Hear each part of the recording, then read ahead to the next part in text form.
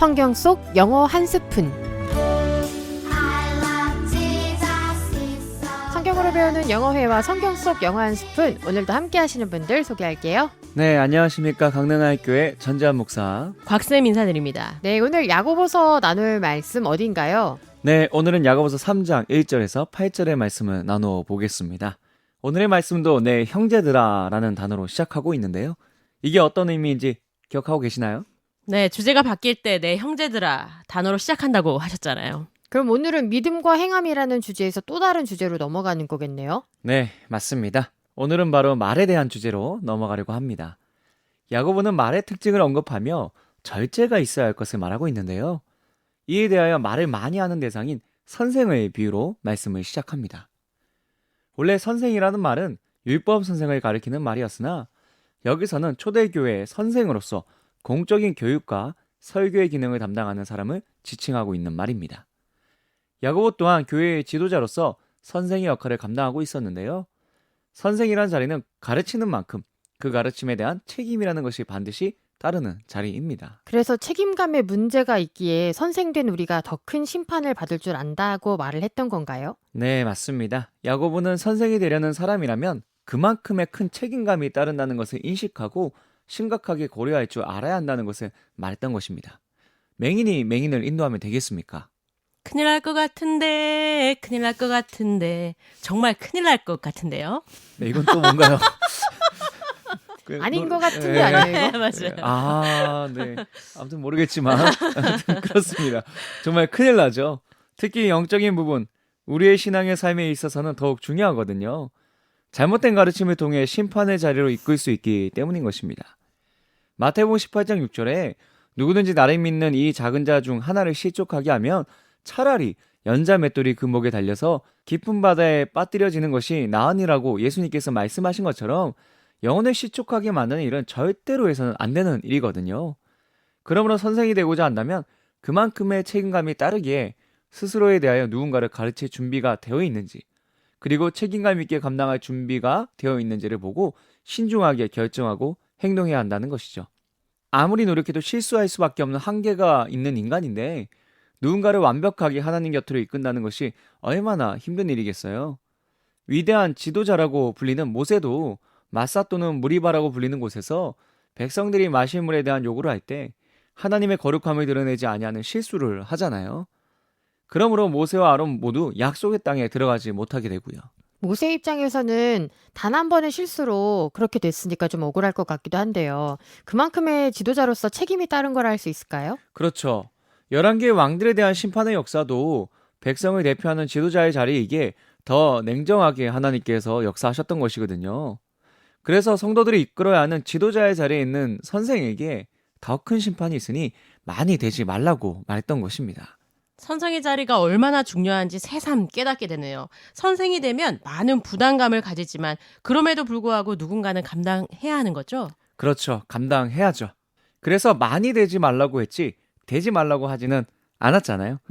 사실 이 말씀의 핵심은 선생이 되라, 되지 말라는 것이 아니라 시작할 때 말씀드린 것과 같이 말의 절제입니다. 스스로 선생되어 누군가에게 너무 많은 말을 하지 말라는 것입니다. 왜냐하면 말이라는 것은 실수가 많기 때문인 것이죠. 두 분에게 물어볼게요. 지금까지 살아오면서 말 실수를 한 번도 안 해보셨나요? 신혼 초에 남편과 부부싸움 하는데 제가 너무 화가 나서 남편 독사 같다 라고 말해서 남편이 굉장히 황당하고 정말 그 충격을 제가 좀 준 적이 있습니다. 기독교인에게 엄청난 욕인데요. 네. 그렇죠? 근데 이 정도면 약거 아니에요? 네. 욕을 한 건 아니잖아요. 독사? 네, 야, 이 독사야! 여기. 뭐 헬라어로 독사 영광이니까 예. 칭찬하셨네요.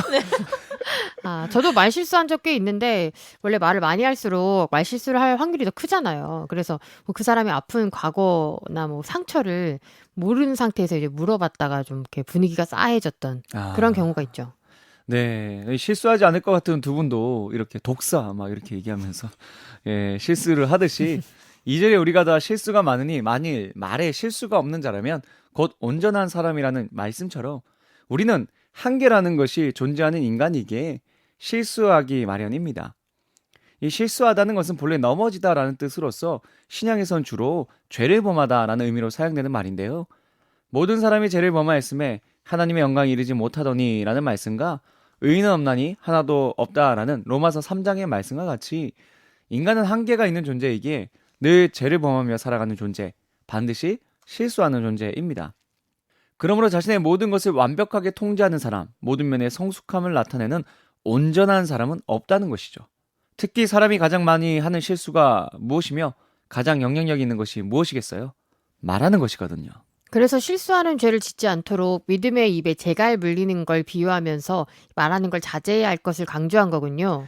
네, 말 한마디에 천냥빚을 갚을 수도 있지만 웃느라 한 말에 초상나기도 하거든요. 발 없는 말이 천리 가고 한 번 한 말은 어디든지 날아가듯이 말의 영향력이라는 것이 엄청나기에 우리 속담에도 혀 아래 도끼 들었다라는 말을 통해 말을 잘못하면 화를 입게 되니 말 조심해야 한다고 경고하지 않았습니까? 이 말씀을 들으니 구와 지문 설참 신도라는 말이 떠오르는군요. 입은 재앙이 드는 문이요. 혀는 몸을 자르는 칼이다. 갑자기 어디서 도인이 나타나셨는데요. 도를 하십니까? 저 무릉계곡에서 내려오신 분인가요? 네, 뭔가 확실히 있어 보이시는데요. 예, 그런데 오늘의 말씀에 있어 정말 중요한 사자성어를 사용하셨거든요. 오늘의 본문도 입, 혀가 정말 작음에도 불구하고 엄청난 힘을 가지고 있음을 강조하고 있습니다. 아무리 큰 배도 작은 키로 인해 방향이 정해지고 움직이듯이 혀도 굉장히 몸 중에 가장 작은 것임에도 큰 것을 자랑하는 힘이 있다는 것입니다. 그런데 이것이 말하고자 하는 것은 긍정적인 부분이 아닌 부정적인 부분이에요. 작은 불이 얼마나 많은 나무를 태우는가? 혀는 곧 불이요. 불의의 색이라는 말과 우리의 온몸을 더럽히고 삶의 수레바퀴를 불사른다라는 말을 통해 혀가 파멸의 도구임을 강조하면서 우리의 온몸을 더럽히고 오염시키는 삶의 수레바퀴, 삶의 순환을 완전히 파괴시킨다는 것이죠. 더 무서운 것은 혀는 능히 길들일 사람이 없다는 것입니다. 그러하게 쉬지 아니하는 악과 죽이는 독을 뿜어내는 일들이 너무 많이 일어나게 되는 것이고요.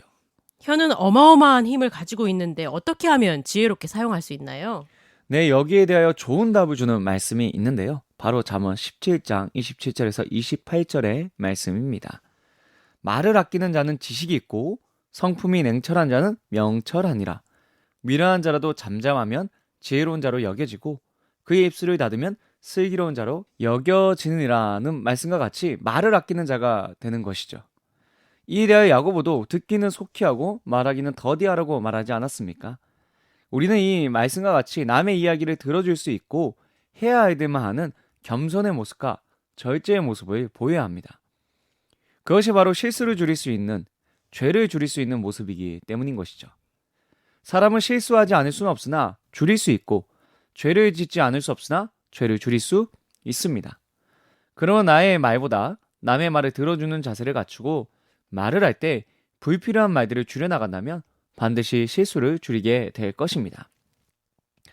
그러므로 말이라는 것이 좋은 점이나 나쁜 점 모두에서 큰 영향력이 있다는 것을 기억하며 늘 책임질 수 있는 말을 하고 때로는 자제하고 남의 이야기를 더 듣는 자세를 갖추어 실수를 줄이는 삶, 죄를 줄이는 삶을 살아가시기를 바랍니다.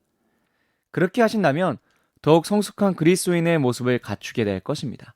반드시 그렇게 되시기를 간절히 소망합니다. 아멘. 그럼 성경 속 영어 한 스푼 시간인데요. 오늘 이야기 관련해서 어떤 표현 떠오르셨어요, 각쌤? 네, 첫 번째 단어는 말, tongue, T-O-N-G-U-E입니다. 야고보는 말에 절제가 있어야 한다고 했습니다. tongue는 신체 부위 혀로 많이 알고 있으실 텐데요. 말, 언어의 뜻도 가지고 있습니다. 말의 중요성을 강조할 때 말 한마디로 천냥빚 갚는다는 우리나라 속담 많이 사용하시잖아요.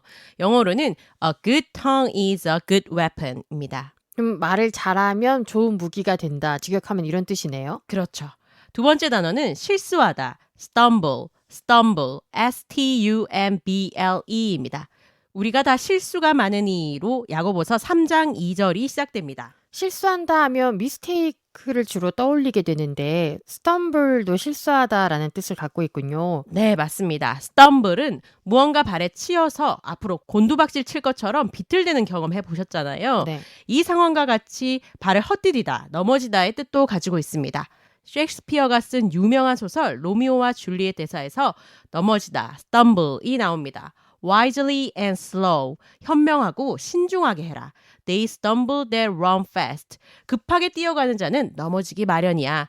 세 번째 단어는 길들여진, tame, T-A-M-E입니다. 야고보는 혀는 능히 길들일 사람이 없다고 말합니다. 테임이 들어갈 예문 혹시 뭐가 있을까요? 그는 길들여진 사자가 아니에요를 영어로 하면 길들여진 사자, a tame lion. 앞에 he is not을 붙여 he is not a tame lion으로 말하면 됩니다. 네, 그럼 오늘 배운 표현 복습해 볼게요. 말, 혀, tongue. tongue.